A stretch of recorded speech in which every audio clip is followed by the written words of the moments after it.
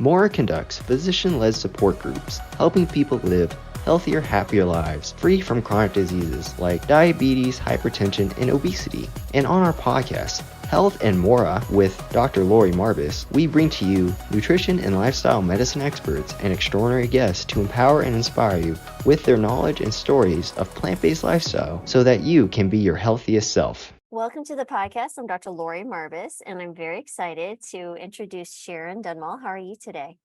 I'm doing great. Thank you so much for having me. Well, thank you for joining us. And you're from the lovely state of Colorado, which I'm no longer there, but I hear yeah, the fall colors are wonderful, like you were mentioning earlier. They're beautiful right now. They're just starting to fall. The leaves are starting to fall. I was golfing this morning, and on the golf course was all these leaves, and it's trying to play around all the leaves and stuff. So it's still beautiful. Oh, that's fantastic. So yeah, I will say though, I'm not going to miss the snow here in Southern California. Probably not. No, I'm kind of looking forward to that actually. But you have a really wonderful story, and I think one that a lot of women need to hear, and I'm really excited is to kind of get into the nitty gritty with you, and it's really fun and such an honor to share someone's story. So thank you again for your willingness to share a sensitive topic like someone's health. Absolutely. And especially with your circumstances. So let's get started. And you had mentioned you'd like to start at the very beginning, which I think is a wonderful idea. Yeah, I think it's really important because it's a progression. And for me, my mom was the daughter of a farmer, a dairy farmer. And so we grew up eating, heavy meats and cheeses and lots of butter and lots of fat, bacon, all that kind of good stuff. But it never really bothered me because I was very active. I'm a hyperactive person, and I was always running around doing stuff and always very thin. Didn't ever have an overweight problem whatsoever. So I thought, okay, as long as I'm active, I'm doing okay.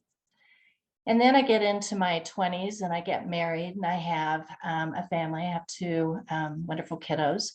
And my husband was on the road a lot. And so out of convenience for me, because I was working at the time, we would hit McDonald's, we would hit Taco Bell, we would hit all of those things. And so it was just a matter of convenience. And frankly, it was something I could afford to do, so I did that. And then unfortunately, we divorced, and I was single parent, raising my kids on my own. I was working for the Federal Reserve Denver and very busy with that, and working overtime and trying to take care of my two kiddos too. And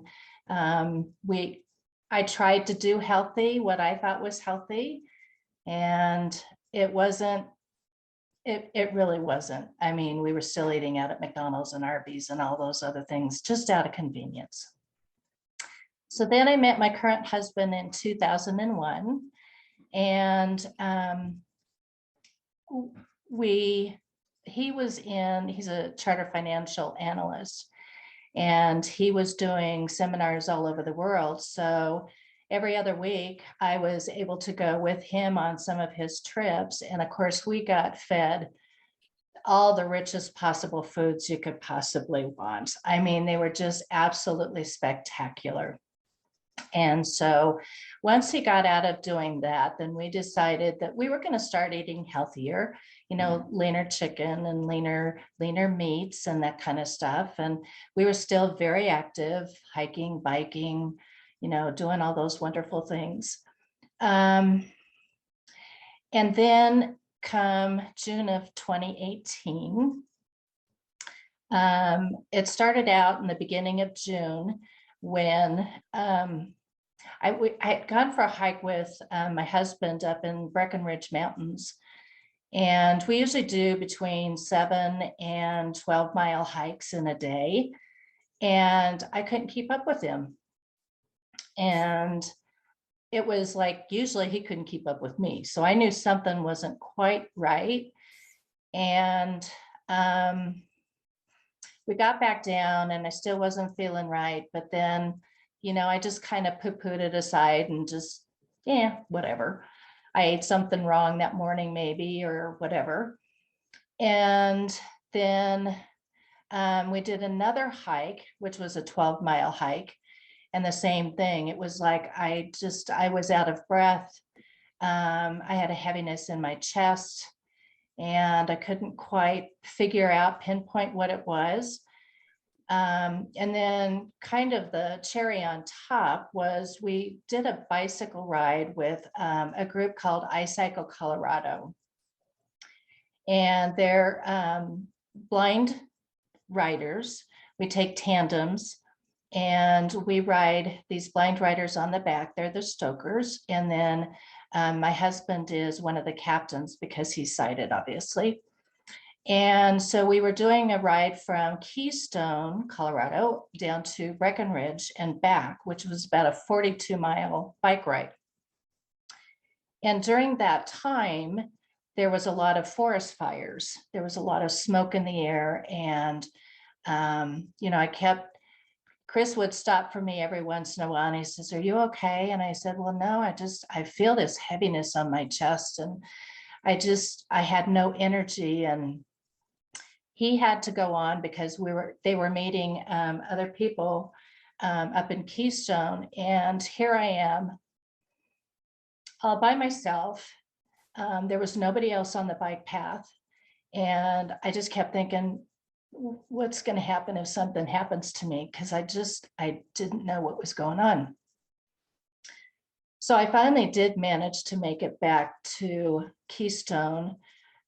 Chris had gotten back there and somebody else was coming back to greet me. And I was kind of at the corner of where we needed to be. And she says, "Are you okay?" And I said, "No," I said, "I just need to come in and sit down. I don't know what's going on." So I managed to make it through the day. And the next day I called my primary care physician. No, I got that wrong. Excuse me. I went into urgent care because I still had that heaviness. So I go into urgent care and I told them, I said, I just did this big bike ride and was breathing in all this smoke from the fires. And, that's probably what's going on with me. So they sent me home with an inhaler and said, "Good luck."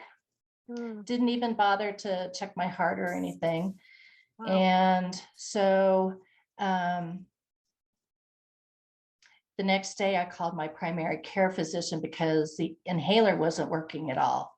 I was still I was sweeping my small deck and I was just totally out of breath. I couldn't do anything. So when I called my doctor, I said, "I really need to come in because I think something's definitely wrong." And so they squeezed me in the next day. And so she did an EKG when I got there, and that came back abnormal. And she says, "I want to do a blood test on you, a troponin blood test," which my understanding is a elevated enzyme in the heart if the heart is under stress. And so she says, "I'm going to put a stat on this. You go about and do what you're needing to do, and I will call you as soon as I get that back." So she called me back about 3:30 in the afternoon, and she said, "Sharon, you need to go to the ER right now." So I met up with my husband, Chris, and we went to the hospital. She had called ahead, and the doctors were all standing around waiting for me. Get into the room, and there was like 20 people in the room. And I'm going, "Oh my goodness, this is overwhelming." And so they did the same thing. They did an EKG and they did another blood test to see how my troponin levels were. And it was getting late enough in the night that some of the doctors, the cardiologists and stuff, were heading home. So they said, "What we're going to do is we're going to just keep you overnight just for observation and make sure that everything's okay. And in the morning, we'll do a stress test, and we'll do a nuclear stress test and a few other tests." And so at least I felt while I was there that I was safe, so that if something did happen, I was in good hands. So the next morning they came in and did an echocardiogram, and then they sent me down for the nuclear stress test, which I did. And then I get to go into the stress test on the treadmill. And I'm on the treadmill for about 8 minutes. And I'm just like totally out of breath. I can't breathe whatsoever. And so the gal that was running the test, she said, why don't you get off? And she says, lay down here on the table. And she says, I'll be right back. So she goes in, takes the paper from the treadmill, and she goes literally running down the hall. And she catches a doctor and says, you need to look at this. And I didn't realize that was what was going on, because it was about lunchtime and I'm ready to go back up to my room and have lunch. And I asked them if I could, and they said, yeah, we'll take you back up to your room, but we're going to wait on the lunch. So they get me back up to my room. And in the background, without me knowing about it, they had told my husband that this is a now call. We need to get her into the cath lab right now. And so they're telling me that, oh, we're just going to go to the cath lab and we're going to just do some observation. And if something needs to happen, then, you're right there and we'll get it done. So they take me down to the cath lab, and they give me the happy sauce, which was fun. But they said, you're going to be pretty much awake through the whole thing. And so that's what I had anticipated, that I would be awake. Well, before I knew it, I was knocked out completely. And when I woke up, I had the doctor standing over me. And he says, you're one lucky lady to be alive. Mm. He says, most people with this kind of blockage from your left anterior descending artery, also known as the widowmaker, don't make it. Mm. And he says, you're very, very lucky. Mm. And I'd never felt better. They took me back to my room, and I hadn't felt that good for a long time, a really long time. So I had all my kids surrounding me that night in the hospital, and they were just going to observe and see how I did. I got released the next day, and with all these medications, and I'm going, oh, this is just so overwhelming. I never in my wildest dreams, being active and going through, being thin all my life, I never thought I would go through something like this. So, okay, now what? Mm-hmm. Here I am in the hospital, and I've got to change my lifestyle. And I don't know how to do that. I don't know the first place to start. I've heard of all these diets and stuff, and I just really did. Sorry to interrupt. Oh, go ahead. I'm just curious, because you were kind of at this crux, the precipice of leaving the hospital, and you're dealing with this. And did they give you any direction on what to do, dietary wise, cardiac rehab, anything? The American Standard diet, not the American Standard, the American Heart Association diet, which basically is pretty much the SAD diet, the diet we usually have, maybe leaner meats and that kind of stuff. Right. But it doesn't take out the meat completely or the dairy. And so we thought about vegetarian. Could we do that? What does that look like? How do we get there? So for me, the emotion of all that, of what I just went through, and realizing that we have to make some major changes. My husband, Chris, started doing a lot of research. And when I went to my cardiologist for a follow-up a couple weeks later, he says, oh, well, maybe you should try the Mediterranean diet. Well, if you think about the Mediterranean diet, that's got a lot of oil and meat still in it. And Chris had done some research on Esselstyn and T. Colin Campbell and all of that. So he was learning about this whole food, plant-based lifestyle. And in the meantime, I'm petrified. I'm absolutely petrified to put anything in my mouth. I was like, if I put this in my mouth, is it going to hurt my heart? I was devastated because here I came from a family where food was just, this, you get together and you have these wonderful meals and that kind of stuff. And here I felt like that was just totally being cut off. And it's not that I wasn't open to being a vegetarian, but I felt like it was really restricting who I was. And how do you get through that? Okay, so my first thought was, how do you take meals that you loved, comfort foods maybe, and how do you make them healthy? And so we would start experimenting. But what we were doing is we were doing what we call lovingly gateway drugs. So your vegan cheeses, your Beyond burgers, your Beyond meatballs, that type of thing. And those were highly, highly processed. And it wasn't satisfying me at all. And the more we read about it and the more we got into it, now mind you, we've only been in this for 4 years.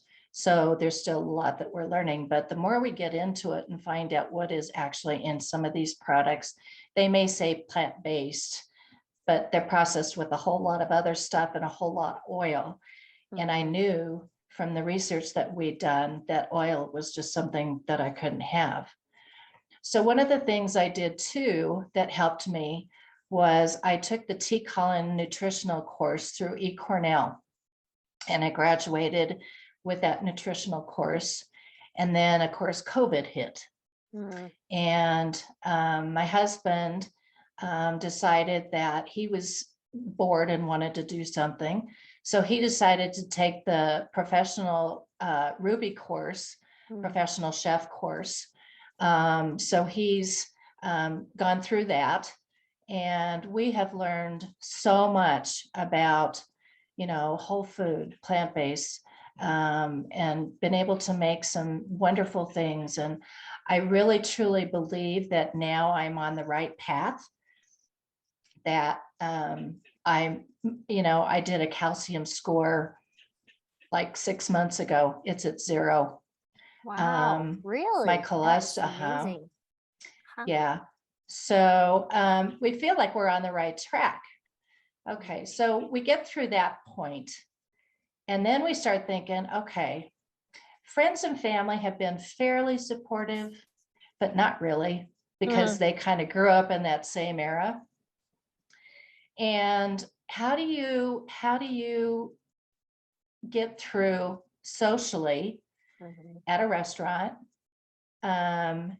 with being vegetarian? It took us about 6 months to go full vegan. So, we had, before that actual transition, when we finally actually made that decision, we were eating stuff with cheese and stuff, but I felt guilty. It's like, I shouldn't be eating this stuff. So let's just cut it out completely. But so then we get invited out to dinner and stuff. And when you go out, everything is so, I don't know, just didn't sound good. The hamburgers, steaks didn't even sound good to me. You can order spaghetti marinara, but you can only order spaghetti marinara so many times before you say, I'm done. Or being burritos, and that kind of stuff. So it led us to what we're currently doing, which is really fun. My husband is now writing for Forks Over Knives, and which is a whole food plant-based magazine. And the reason that came about was a year ago, we were in Florida, and we were trying to search out whole food plant-based restaurants. Well, in the panhandle of Florida, there isn't. We found one that he wrote up, but there just isn't any. And on our way back, we're thinking, there's got to be people like us that, want to go out, want to socialize. How do they do that? How do they make that transition? Where do they find these places? So now we go out and we travel around in our camper van, and we search out these whole food plant-based restaurants, and we interview, do the restaurant menu and interview the chefs, and come back and turn them in for forks over knives. Oh, cool. Very cool. Yeah, no, there's 2 million, well, there's 5 million or so vegetarians, and 2 million of those are vegan, right? Now, of course, vegan could be Oreos and Dr. Pepper, not necessarily That's true. plant-based, right? It's Right. hard to filter it into but even a smallish, but we're talking millions of people. Certainly, it's certainly seeing more and more of those plant-based options on restaurant menus, especially here in Southern California. I will tell you and you would think, I lived outside of Boulder, you would think that, goodness gracious, Colorado and its health, that you would be a plethora of plant-based options, but there really isn't. But No. here there's significant amounts and healthy options too. And so I have been quite delighted about that. Of course, we're still cooking at home, but it's still nice to have the option when you do want to go out. And I feel you though. But just to get back to, you survived that. I feel like your exercise was really a key piece to your survival, honestly. You probably had some nice collateral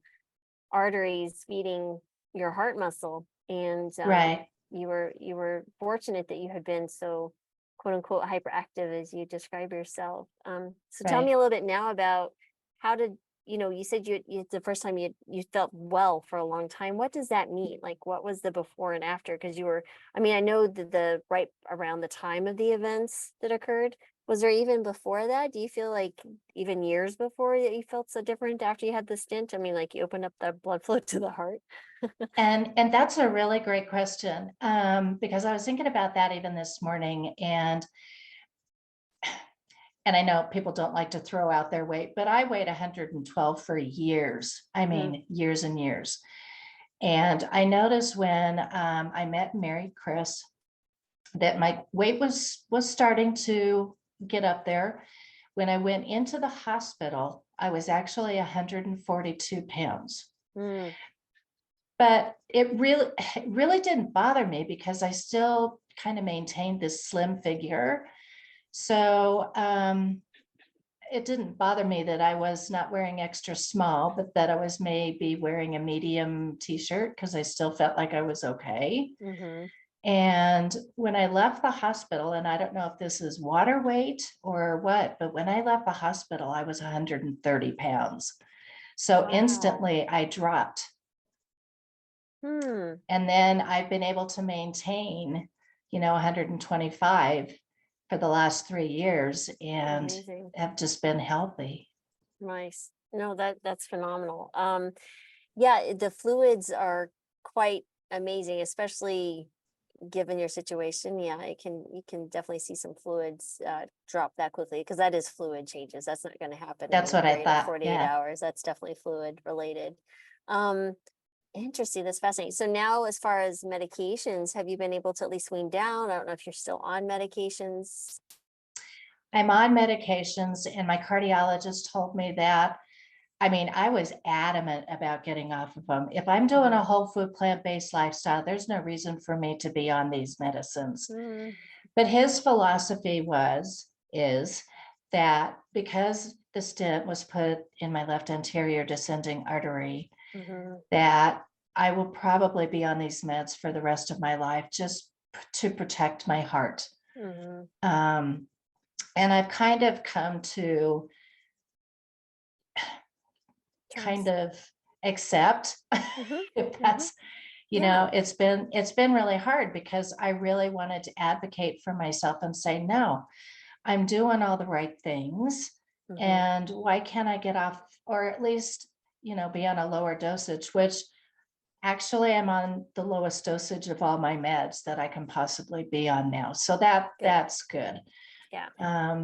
So well, and I think it's really important that you are realistic and accepting of that, because I always tell patients we are all about deprescribing as much as possible, but there were decades where you got to this point. It's funny because you'll have patients go, well, I have heart failure and heart disease and diabetes, and now I'm plant-based and I want to stop all my meds. I'm like, well, no, that's not quite how it works out. So right. you gotta be very understanding. For the person that you are today, we're going to make you as healthy as possible. If that can be without medications, phenomenal. If not, that's okay too, right? Right. We're just Right. increasing your lifespan, making you as healthy as we can at this Right. point. But Right.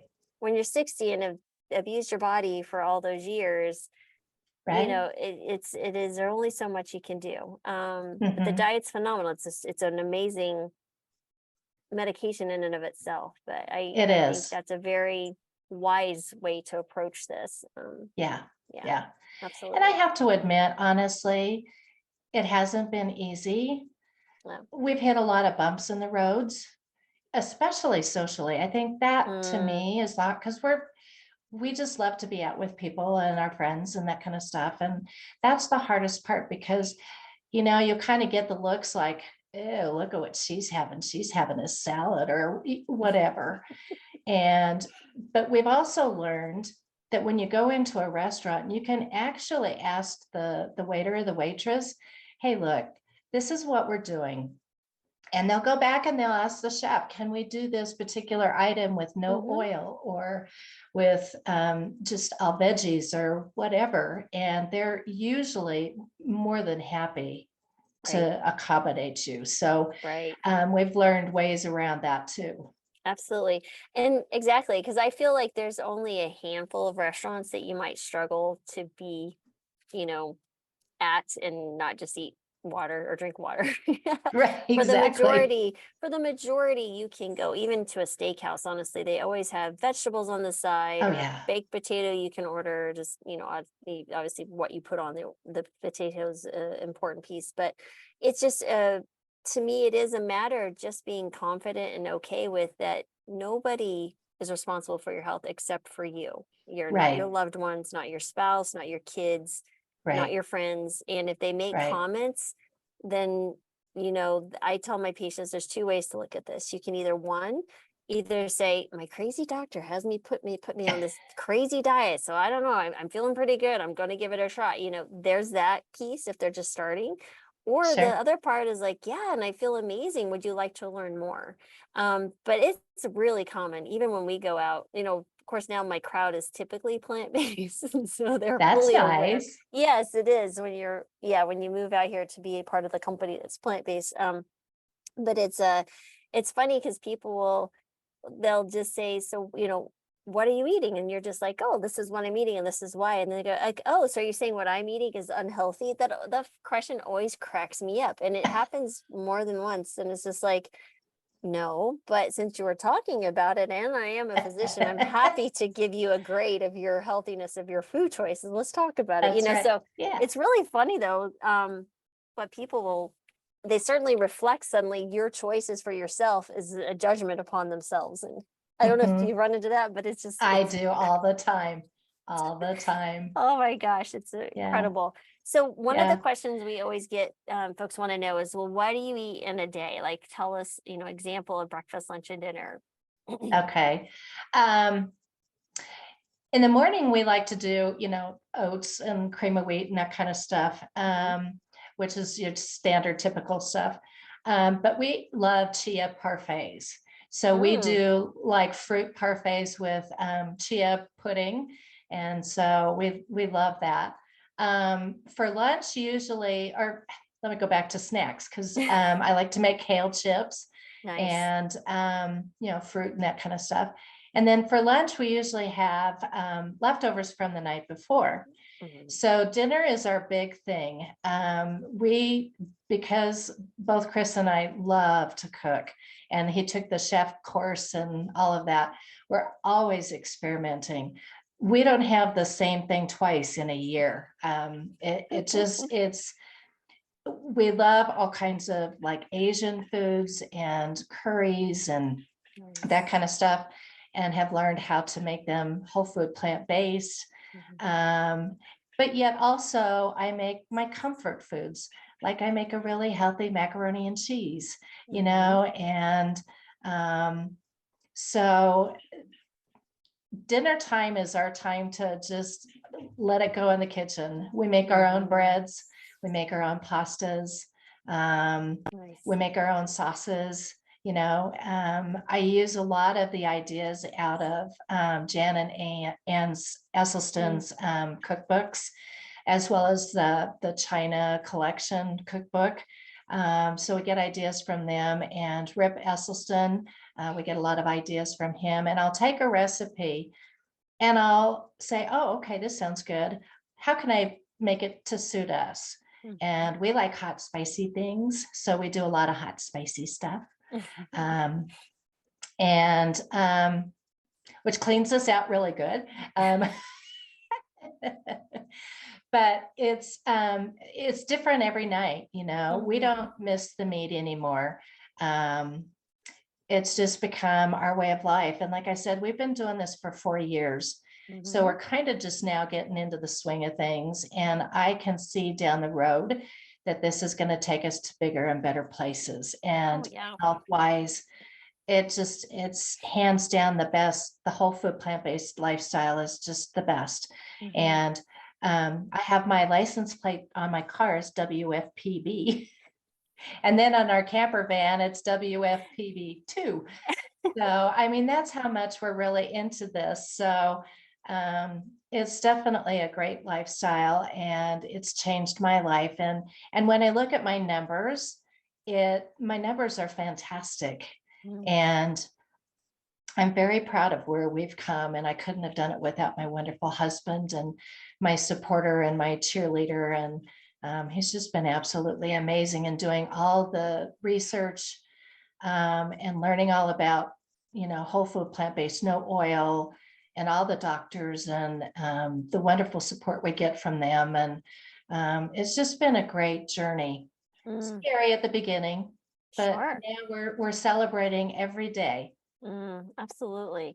I love that. I love that you're positive, and you're, even though it was a struggle, it was worth it. And, I really feel that's an important piece, is just understanding that every day gets better with this. And the more you learn, and the more others learn, the bigger our support will be, even on social media or when we go out. It's always fun though too, when you go out to a restaurant and you tell the waiter, oh, I'm plant-based, like, oh, me too. And I'm like, oh, I love this. This is fantastic. Oh, we've come across that a lot. Yes. We really have. In fact, we were in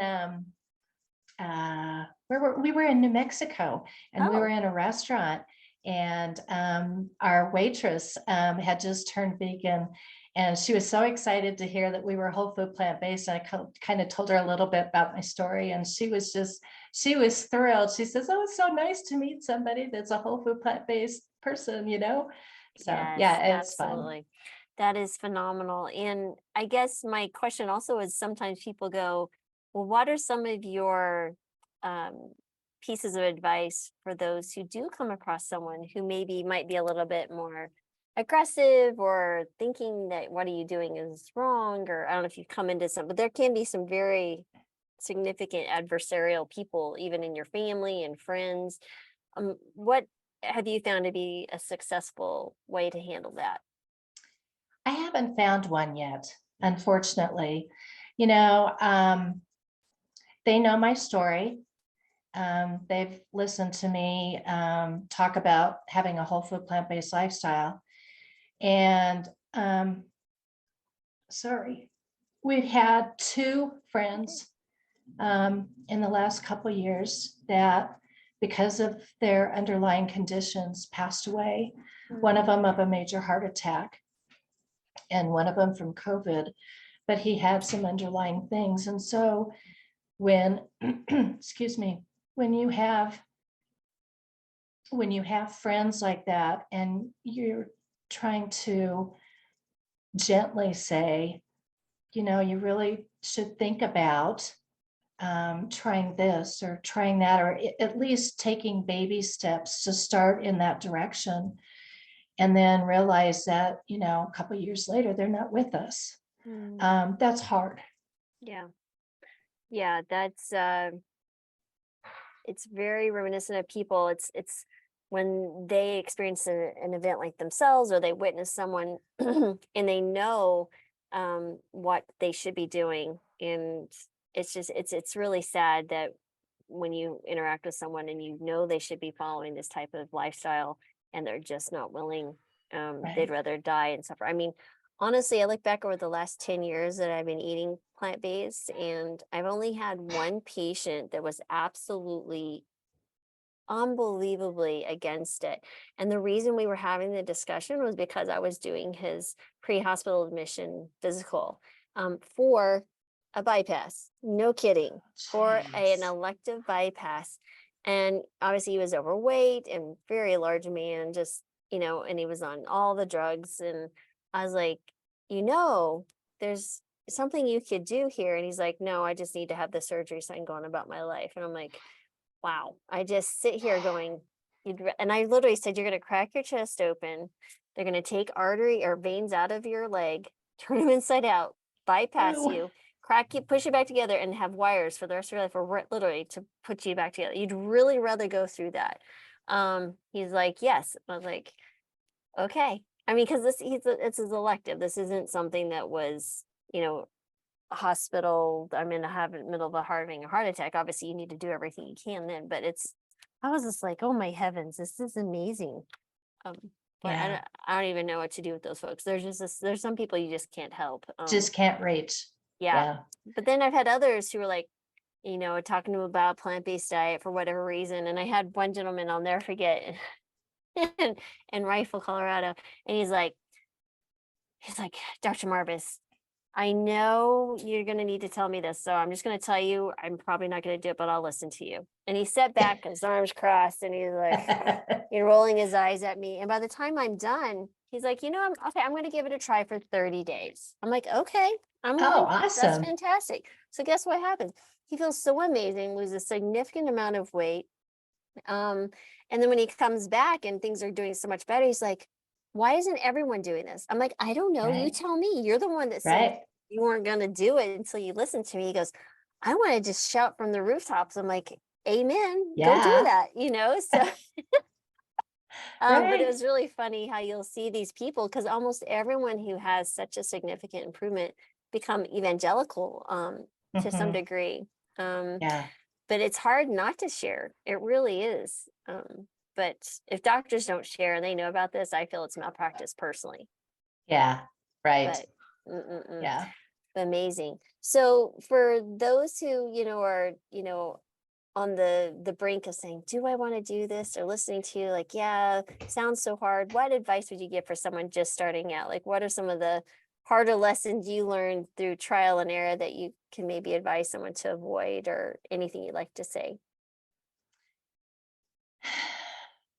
I know a few friends that, are trying to kind of get there, but they're doing like what we did with the gateway drugs. And to me, I know that's not great, but it's a step in the right direction. They're not consuming real meat. And what I found for myself was eventually we got away from all that because it just didn't taste good. And so if you can start there and work your way, try and figure out your favorite recipes. How can you make them whole food plant-based? And if you can't figure that out, go get some cookbooks, go Google it, because I Google a lot of stuff, and figure out different ingredients. One of the other things that we love to do is we love to go to Asian markets. And so we'll go to an Asian market where there's just this plethora of produce, and we'll pick up something and go, what's this? And we'll Google it. And we'll say, okay, well, maybe we can make something out of this. and we'll go home and we'll try it. And 9 times out of 10, we really like it. So it's just a matter of just getting out there and finding stuff that maybe you don't know about and just experiment. That's what we did. We didn't know what we were doing. I'm taking a lifestyle of eating hamburger and, that kind of stuff and turning it into plants. How do you go from that to that, But the Asian markets are fantastic. And when you go out, we found that we like to use the app Happy Cow. That's also when you're out socially, has helped us. We got it when we were in Japan. And we found great restaurants in Japan that were whole food plant-based that we could go to. So it's around the world. You can use it anywhere. And I guess that would probably pretty much be my best advice. No, that's fantastic. Yeah, Happy Cow was one of my first ones. I actually interviewed the founder on my podcast. It was really cool. Oh, nice. Yeah, and like you said, when we first started a plant-based diet, I bought the only thing that was available was the Boca crumbles. So I use those things like in everything. Right. And until I started understanding, now I honestly can't even remember the last time I bought any type of, other than on Thanksgiving, we do buy a tofurkey. I will say Yeah, we buy do the too. tofurkey because the family's ever, and it's pretty tasty and we're good to go. But everything else is there. But like today, for example, I made my own barbecue sauce. It took like, I don't know, 10 minutes max. And what I'd done is created I guess this was probably 3 or 4 days ago at this point, and just used as a whole head of cauliflower. It's got mushrooms in it, and we've got beans and some oats just for binding, tons of spices. I think I had a little bit of aminos in it. And what else did I have in there? That was the majority of it. And so it made this kind of a meaty consistency, and you use it in the food processor. And what we've done is, like, my husband's made, like, we made veggie burgers one night out of it. We've made the balls out of it today, and I put those in. I made some mashed potatoes. So I'm not missing anything that I had growing up, because honestly we didn't eat a lot of meat growing up just because it was expensive. But yeah, you can do, there's so much, and especially now, oh my goodness, you Google anything, how to make a plant-based anything. This is what I found is useful, is you go Google, let's say it's a mac and cheese, right? Plant-based mac and cheese, no oil, whatever you like. And then what I do is Google just gives you this plethora of huge list. And I go for the 5-star ratings the most. And honestly, I haven't been disappointed yet. Right. And it's been really fun, because then you're discovering new chefs and online resources. Sure. And yet, honestly, I think it's fun. And nobody's going to fail in the kitchen. Who's grading you, right? Don't be afraid to. If your family gives you a grief, so my kids were teenagers when we did this, I allowed them to give me grief, because honestly, it pushed me to be better. But no, I think you're exactly right. You have to not be afraid, and, go and be adventurous in the kitchen. And if you don't like to cook, just cook simple things and mix them around, make a bowl one time, a wrap one time. Sauces are so key. Yes. Oh man, we use a lot of sauces. And at holiday times, my husband makes a seitan Wellington. Oh, and it's fantastic. Oh my goodness. You should send me that recipe. It's one of the Ruby recipes. So I'll have him send it to you. Yeah, absolutely. That sounds phenomenal. Yeah, I'm always looking for better and yummier recipes and tricks. I would have never, honestly, barbecue sauce, because there's this loaded with sugar and other things. So I never even had thought about, until about maybe 3 or 4 years ago, to start making my own. And now I just experiment with different ones that I find come across. And it's actually really fun, because they have a lot of different flavors. There's the sweet, there's the tangy, there's the smoky. And that's just in the realm of barbecue sauces. That's not even the rest of it. But yeah, I mean, I could talk about food literally all day. We could too. We do a lot of hummus. We do a lot of hummus and that kind of stuff. Yeah. Yes. Love hummus. Oh my goodness. As the plant-based dietitian says, hummus should be its own food group. So it's a lot of fun to just know that those foods are out there. And like you said, even before we went plant-based for kids, what we would do is we would go shopping together because honestly, I felt like this was a great time for bonding with family and kids, and you're right after school, whatever. Is we would always look for fruits and vegetables that we didn't know because honestly, I thought it was fun to experiment.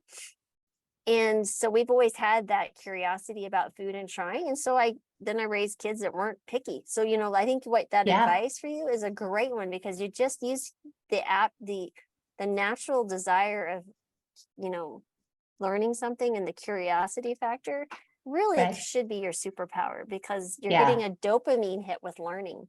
People right. love to learn. So, Yeah. yeah, totally get it. I think that's fantastic. And we did that with our grandkids. We took them up to Breckenridge Oh, this summer and we gave each one of them a list. And they both had produce on their list and then some other things. And I went with my granddaughter Lily and my husband went with my grandson Gage. And if they didn't know where something was or couldn't find it, they had to go and talk to one of the clerks to see if where this was or what it was. And it was such a great learning experience for them. And when they come to Nana's house, they oh, always love cooking with us because we're always cooking really good things. And they actually like it because yeah. they're taking part in Yes, yes, the yes, yes. preparation and they have an ownership in it and they love it. They love coming to Nana's house. Oh my gosh, how old are they? I love this. Lily is 11 Oh wow. and Gage is 8. And then I have Jace who is 3. Oh my goodness, those are fabulous ages. That Yeah. is amazing. Yeah, I can't Yeah. wait for the next phase. I put orders into all the children, but nobody's produced one for me yet. So Oh, there is nothing better, this is nothing what I've better. been told. I feel like I'm missing out on Yeah, a really joyful part of life, but it's it not up to is. me. So I'll go Yeah, adopt some grandchildren somewhere. there you go. um, but no, this has been a really fun and very enlightening conversation because I really think it, speaks volumes of if you fear that are concerned that something is not right and you're being told, oh, here's your inhaler, go seek another opinion. Don't wait, Right, right. because And listen to your body. I yeah, mean, I was trying to listen to it, but I wasn't sure what it was telling me right, because I right. hadn't felt these things before. So my advice is really, really, really listen to your body. If Hmm. you in your gut know that something's wrong, go get it checked out and don't stop. If you don't get the answers, don't stop. Right, Go to somebody else. right, 100%. And that fatigue issue is really key. You don't have to have chest pain or even chest pressure to have heart disease. One of my patients that really comes to mind when you were speaking about that, the only difference we lived in Rifles, so that was about 5,200 feet, somewhere close to, Denver area as far as Right. elevation. So it wasn't like he Uh-huh. had a change in altitude like you went to Breck. I mean, Breckenridge is quite a Way significant up there. change. But this one, he was just like, I've mowed my lawn for years, but this year, he goes, this last weekend when he came in to make his appointment, is like, I was just really wiped out. And I'm like, well, that's not good. So this is what we're going to do. And we did exactly, there's stress tests and all that. And sure enough, he ended up Right. having a significant blockage and had really good success with, he'd had a stent and placement. But it was just, it really speaks volumes to someone. And if your doctor's not listening and they brush you off and, you know, go, like I said, seek another opinion. Don't be afraid to do that because, like I Right. said, the majority of your medical professionals will note this could be heart. But if they say, oh, yeah, that's just your lungs, and they're not listening to your heart and lungs, they're not doing any Mhm. testing, they're not doing an x-ray or something, especially for someone who is so active, please, please, please go seek a second opinion. Right. And so it's unfortunate that I'm just so thankful that you were able to see your doc and she was very proactive. So that's good. Yes, That's excellent. absolutely. Mm, Absolutely. okay. Well, Yeah. thank you again for sharing your story. And Thank you. this is really good. And I hope it helps a lot of people. I hope so too. I really do. Thank you so much, Dr. Lori. Thanks for watching, and I hope you enjoyed that video. Before you go though, please hit the subscribe and alert buttons so you don't miss out on any of the amazing content we're working so hard to provide you. We upload a new episode of Health and More with Dr. Lori Marbas every Friday. Now, if you'd rather listen to the podcast, you can find us on all the major platforms such as iTunes, Google Play, SoundCloud, and even Spotify. If you're looking for amazing resources to help you start and sustain a plant-based diet, exercise, recipes, or anything wellness, we got you covered there too.